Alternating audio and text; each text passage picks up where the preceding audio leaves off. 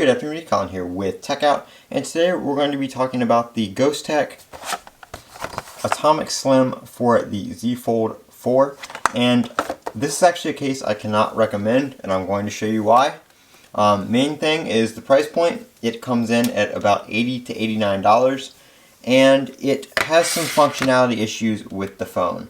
So I'm going to go ahead and pop it on my phone here, and I'm going to show you exactly what I'm talking about. So we're just going to open it up here and snap the right hand side of the screen in.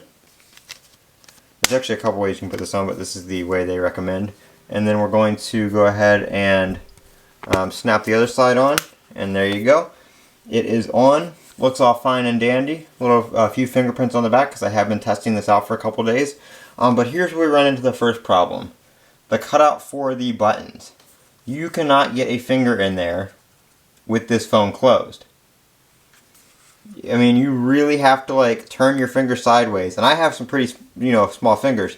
Like if you have any fingers any larger, you're not getting your phone unlocked with the fingerprint sensor, and you really have to try to hit that button to lock your device. Now, that makes the front almost unusable because if you have a fold, if you open the phone and unlock it, unless you have an app set to continue on the other screen, when you close the phone locks. So unless you're using an app that transfers to this screen and keeps the phone on, which not all apps will do that, you have to have, the app has to be able to resize while it's open for that option to be able to be turned on, or otherwise you can't do that. The phone locks again, so you can't just open the phone and unlock it real quick and then close it. That's not going to work for everything. Another issue is when the case is on the phone, I don't know how well you guys can tell, but the case sits to the right. So right here, this piece of the case is actually covering a lot of the screen. And if you have the keyboard up, when you go to hit like the number 1 on the keyboard, you're really actually hitting the number 2. Like you can't get all the way over to the number 1. You also can't swipe the back gesture from this side of the screen, and I have the gestures all the way up. And it just doesn't, it's too far over. So this piece on the case right here is too thick to get your finger over there to swipe to the left. So that is one of the biggest issues of this case, is the front is just too bulky to use the front screen, and the side covers too much of the fingerprint sensor to unlock it to use the front screen.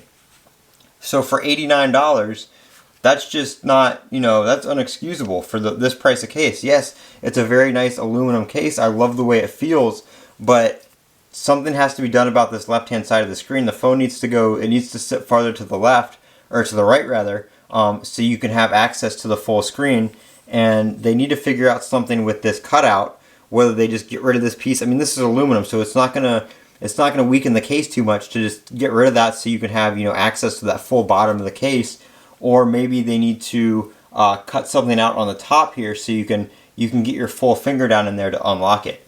But the way it is right now, $90, absolutely not. And they actually make one of these with carbon fiber on the back that's about $200. No way would I pay that much for this case. Don't waste your money on this case. Ghostek, I like some of your S23 Ultra cases and your S22 Ultra cases, but I have no clue what you were thinking on this one. I'm Colin with Techout. Don't forget to comment, rate, and subscribe. And as always, have a great day.